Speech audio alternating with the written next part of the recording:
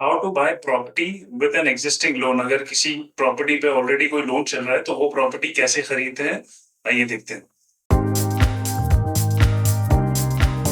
Hi, my name is Nabeel. Welcome to Elite Homes by Nabeel. So ये बहुत सारे misconceptions चल रहे हैं प्रॉपर्टी पे लोन को लेके। कई लोग ऐसा डरा देते हैं कि अरे ये प्रॉपर्टी पे लोन है, बाद में पता चला है ना। तो वो सारे कंफ्यूजन आज मैं आपके दूर करने वाला हूँ। तो सबसे पहली चीज ये है कि कई बार ऐसा होता है, प्रॉपर्टी बहुत अच्छी है, सारी चीजें अच्छी हैं, आपको डील अच्छी मिल रही है, लेकिन ओनर आपको सामने से बोल रहा है कि इस प्रॉपर्टी पे एक लोन ऑलरेडी एक्टिव है। तो इस सिचुएशन में बायर जो है ना वो डर जाते हैं। तो वो मैं आज से आपके सारे मिसकंसेप्शंस दूर करने वाला हूँ, ठीक है? तो let's understand what are the two types of loans. पहले तो दो किस्म के लोन है, मैं आपको बताता हूँ प्रॉपर्टी के ऊपर। पहला है होम लोन, सेकंड है मॉर्गेज लोन। होम लोन में क्या होता है कि घर खरीदने के टाइम पे जो ओनर है ऑलरेडी उसने लोन लिया हुआ है। घर खरीदने के टाइम पे उसने लोन लिया था 20 साल का, 30 साल का, जो भी है वो टेन्योर कंटिन्यू है। वो मंथ ऑन मंथ ईएमआई पे कर रहा है उसका, और वो प्रॉपर्टी उसको बेचनी है। सो ये हो गया आपका home loan. Now mortgage loan. Mortgage loan में क्या होता है कि प्रॉपर्टी ओनर के पास ऑलरेडी थी, या तो उसने खरीदी या तो उसके एंसेस्ट्रल प्रॉपर्टी है जो उसको अपने पेरेंट्स से मिली हुई है। तो इस चीज में जो ओनर है वो क्या करता है कि अपने प्रॉपर्टी के अगेंस्ट में वो बैंक से मॉर्गेज लोन लेता है। तो उसको बोलते हैं मॉर्गेज। तो कैसा होता है उसका प्रोसेस? अब वो डॉक्यूमेंट्स जो है अपने घर के ओरिजिनल वो बैंक में सबमिट करेगा, उसके अगेंस्ट में बैंक उसको जो भी अमाउंट है उसका प्रोफाइल के अकॉर्डिंग वो उसको रिलीज कर देगी। इन दोनों केसेस में उनके ओरिजिनल डॉक्यूमेंट्स बैंक की कस्टडी में होंगे।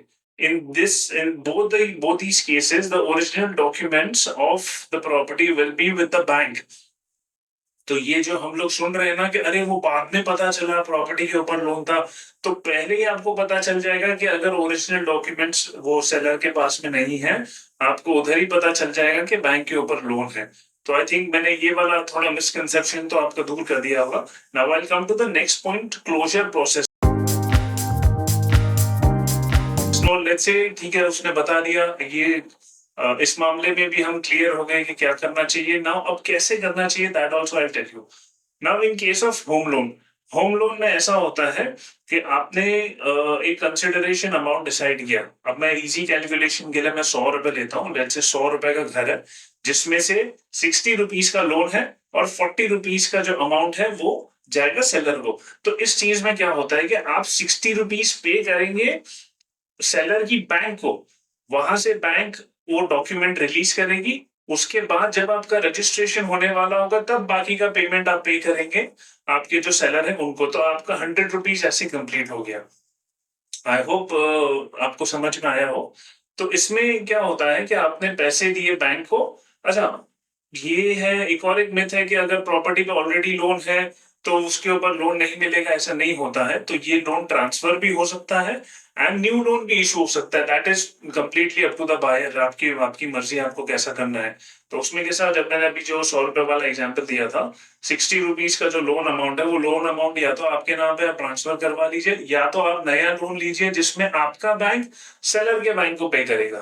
तो it is completely up to you, उसमें कोई ऐसे प्रॉब्लम नहीं होता है। अब एक और एक चीज है जिसको बोलते हैं लोन डिफॉल्ट।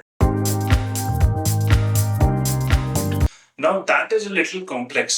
अब होम लोन चल रहा है, या तो मॉर्गेज लोन, विचएवर लोन, उसमें से जो ओनर है उसने ईएमआईज बैंक को देना बंद कर दिया है।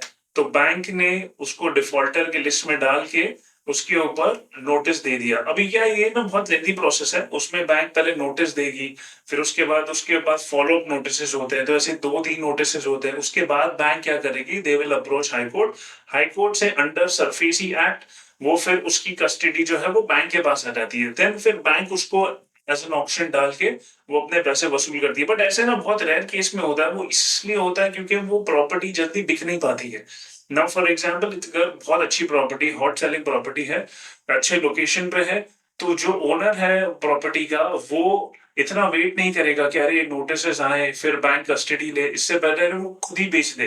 वो खुद बेच के बैंक को उसका पैसा दे दे, वो अपना ले ले। बिकॉज क्या, एक बार बैंक ने अपने कस्टडी में ले लिया, बैंक ऑक्शन किया, तो उसके बाद में फिर बैंक अपना प्रॉफिट देगी कि वो ये नहीं देखेगी कि सामने वाले को कितना मिल रहा है। तो ऐसे नॉर्मली है ना, वो प्रॉपर्टीज आती है जो जल्दी बिकती नहीं है, जैसे वेकेशन होम हो गए या फिर कोई लैंड हो गया, या तो फिर कोई ऐसी प्रॉपर्टी जहां पे कोई आना नहीं चाहता है। सो आई होप मैंने मेरे वीडियो से आपको हेल्प मिली होगी। एंड जो भी लोग हैं who feel that I have not covered all the areas, तो प्लीज मुझे कमेंट करिए, आई विल रिप्लाई। वीडियो पसंद आया तो लाइक करिए, सब्सक्राइब करिए। Okay, bye.